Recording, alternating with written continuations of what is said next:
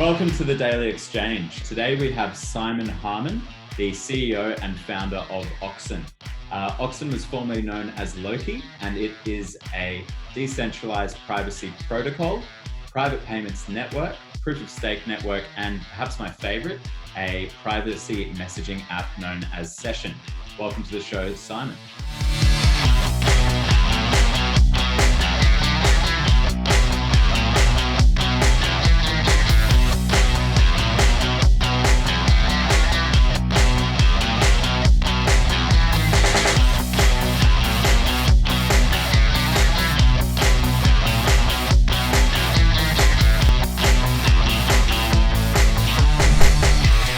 Hey James, nice to be here. It's good to have you. Now, what led you to start Oxen and the Oxen Foundation?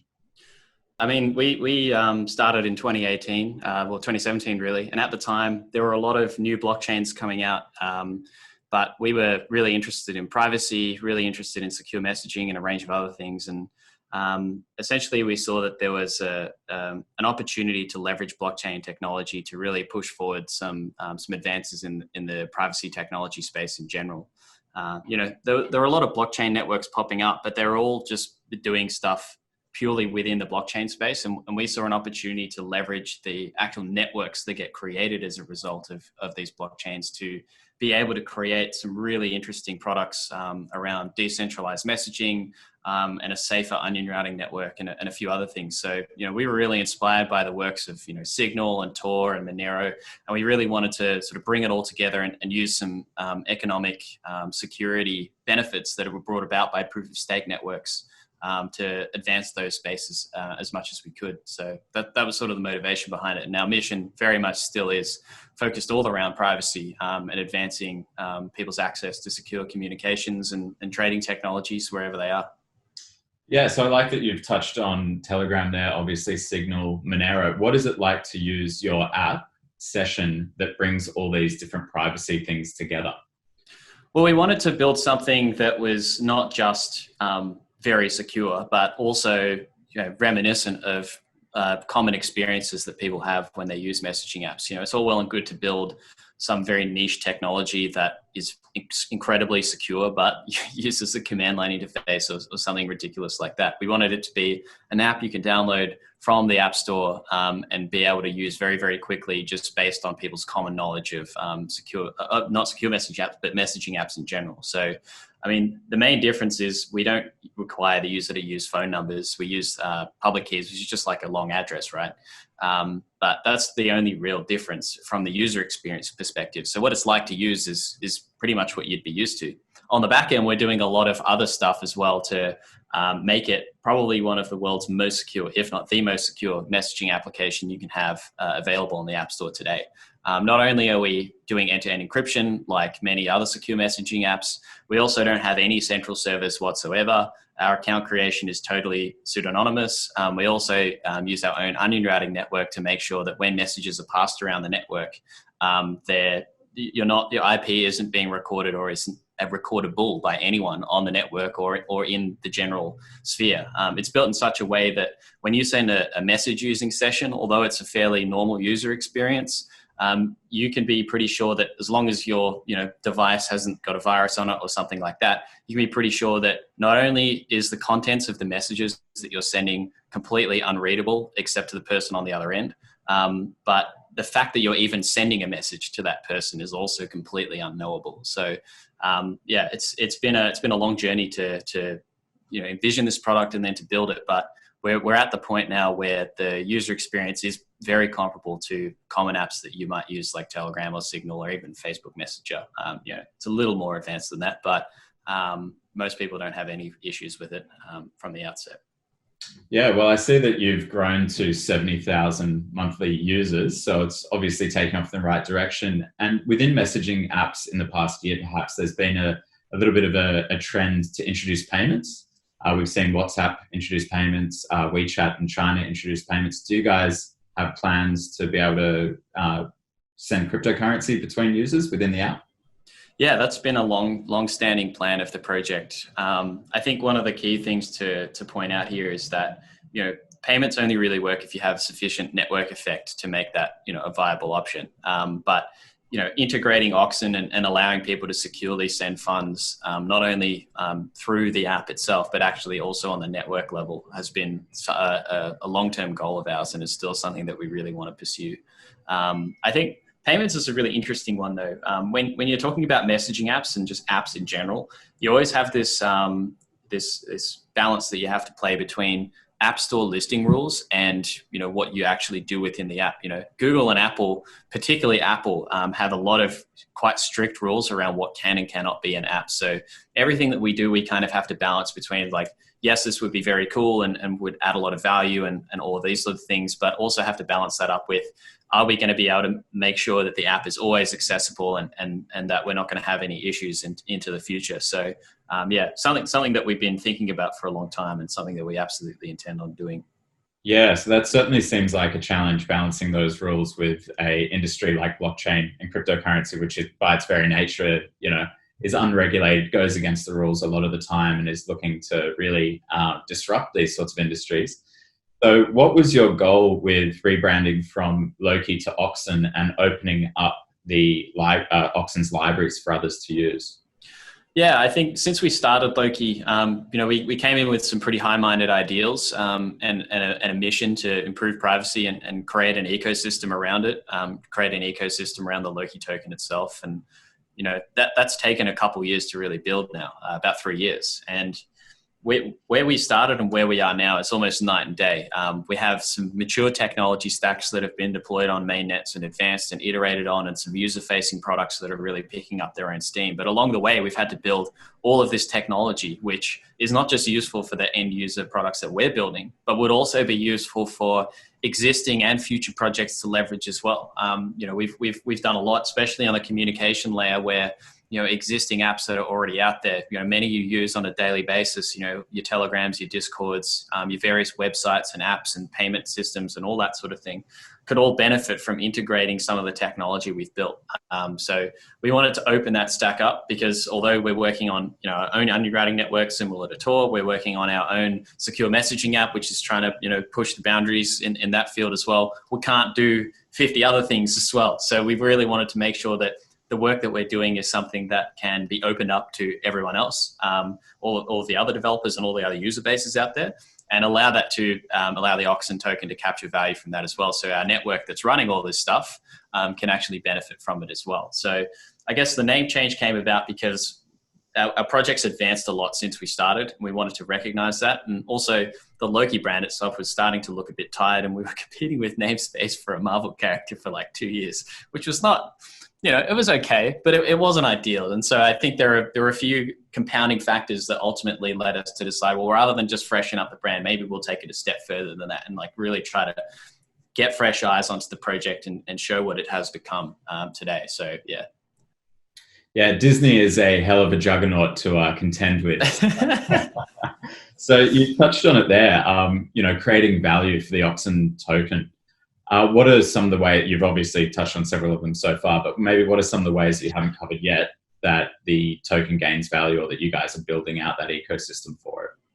Yeah, so for the last couple of years, we've been running the Oxen service node network, which is an infrastructure network where people can run a blockchain node, but our blockchain nodes also store secure messages and do onion routing and a bunch of other stuff.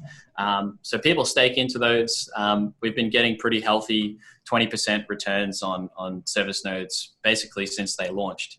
So we got a really strong community around that. But in terms of actually bringing the token value, that's the means to the end, right? What we've been trying to do is develop an ecosystem where we have a secure and anonymous payments networks. We've built things like Blink and built things like ONS, so that our end user products can utilize these features to actually accrue value on the blockchain side as well. So, for example, we released a monetization plan pretty recently that is going to bring a lot of features that we want to build into the session experience, and basically through a subscription model, be able to capture value through power users using things like our secure messaging app and our onion routing network and all this sort of thing, be able to feed that value directly into the token through purchasing tokens off the market and then burning them. So there's with the user base growing as quickly as it is and the technology advancing as fast as it is, we feel really confident about the future value capture potential of Oxen just on a purely fundamental basis there. But the ecosystem around it is also growing as well. So there's several ways that Oxen captures value, and I think the upside potential is still really huge. The messaging market is obviously massive. Everyone uses not just one, but like 5 at a time, and particularly if you can build something that has a really, really strong, unique selling point. Being the most secure messaging app on the market. And that takes a lot of time and a lot of resources. If you can actually do that, you stand to gain a lot of value and a lot of attention and a massive user base if you can get that to scale well. So that's kind of our plan. That's kind of our mission, and we're taking strides every day towards that. So with the token and being part of a payments and messaging platform, one of the really big trends at the moment is using one token to mint another. Say, for instance, a stablecoin. Do you have any plans to introduce stablecoins into your environment? This is a really good question. We spent quite a bit of time last year thinking about, we definitely could use that same system to create an anonymous stablecoin on Loki. It's called Loki back then. Someone has to do it. Yeah, well, so people have tried, right? There's a project out there called Haven, which is not to be confused with the former name of Synthetics, but a different project entirely, XHV, who have a interesting but potentially quite volatile method of doing that. So we've explored it before. We think that there is definitely ways that our technology could be leveraged for that. But yes, anonymous stablecoins is a really, really controversial topic and potentially something quite risky as well. So, but this is exactly the exact sort of thing you can build using the Oxen technology stack, which is part of the reason why we wanted to open it up, because there are all these possibilities out there. And all of the work that we've done has basically led up to this point where these sorts of technologies with a few tweaks can be enabled. And it's not the easiest thing to do. Whole projects have risen and fallen based on the idea, but you've got adoption problems as well, and there's a whole range of considerations there. But yeah, Oxen could definitely do this at some point in the future. It's not currently on the roadmap just because the amount of effort and the amount of risk involved is pretty high. But it's the sort of thing that we'd really like to see in the space as well. It certainly strikes me as the type of project where you'd end up spending a lot of your money on lawyers. Potentially, yeah. I mean, there's nothing outwardly problematic about it at the outset, but it's one of those things where it's kind of like if you built it and then it got used, only then would you really run into problems. You can build it, and if no one uses it, it would be fine. So it's kind of a really, really tricky. Really tricky balance to strike, but yeah, for sure.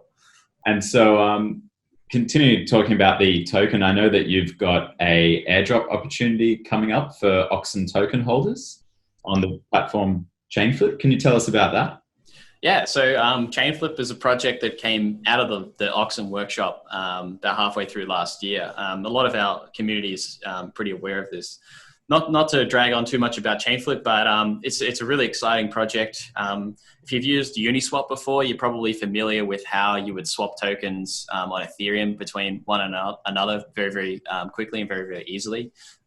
It's taken almost 3 years for Uniswap to really be recognized as sort of a really, really amazing user experience. But Chainflip's offering a way to extend Uniswap's functionality such that you'll be able to do cross-chain swaps as well. So natively being able to swap things like Bitcoin and Polkadot and so on for any ERC20 token as well. So being able to connect all of the various different ecosystems. So a very, very exciting DeFi project. And we've been very, very pleased to be able to secure an allocation there for Oxen holders as well, so that our Oxen service node network that's running all of this infrastructure, that's powering all our messaging apps and all that sort of stuff, they do get some upside exposure to this other project that we've been working with as well. So yeah, that's rolling out, and that starts on April 1st. So if you have any interest in that, it's probably worth checking out. Awesome. And so what are your future plans for Oxen? Very open-ended question, but what are you most excited about? I'm generally excited about a lot of the different technologies we're working on. We haven't spoken much about Lokinet today, but that's another project that we've been working on just as long as Session. And there is a real demand in the market for VPNs, as you're probably aware, because I think the world recognizes that having secure internet access is no joke. And we've got some really exciting things in the work there that we can't talk about yet, but I know that's a bit of a cop out, right? You want to hear what's the damn news? Give me the damn news. But I'm sorry, it's just not going to happen yet. But yeah, there's some exciting stuff there that's happening as well. I guess there's just a lot of stuff building up in the background that doesn't seem all that exciting yet, because we're not really able to like lean into the exact full extent of what our plans and ambitions are. But yeah, in the background, there's a lot of things happening. The user base of Session just keeps going from strength to strength. And ever since Elon Musk tweeted use Signal and WhatsApp decided that, hey, let's do some advertising because we're owned by Facebook now, I think the world, there was a snap moment very early in this year where all of a sudden it was like, okay, secure messaging is something that now pretty much everyone cares about, or at least has some involvement in.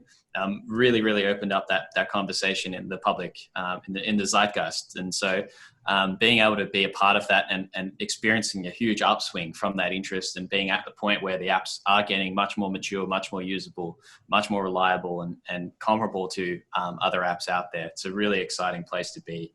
It really does feel like we're on the precipice of being able to make a huge impact, not just in tens of thousands of users, which in blockchain land is a fairly decent number, but in the broader global space, secure messaging, the potential for millions or tens of millions or hundreds of millions of users is definitely not out of the question, and that's where we want to be headed, and that's where it feels like it's going at the moment. And what do you think it was? What do you think the catalyst was that has helped you scaled up to 70,000 monthly active users?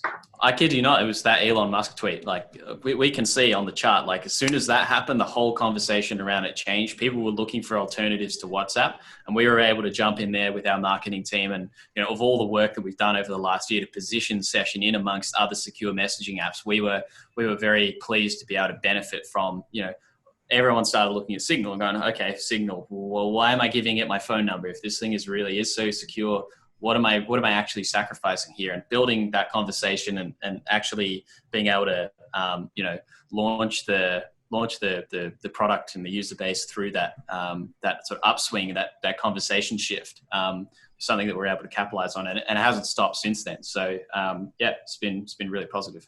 Yeah, nothing quite like the Elon Musk effect in crypto.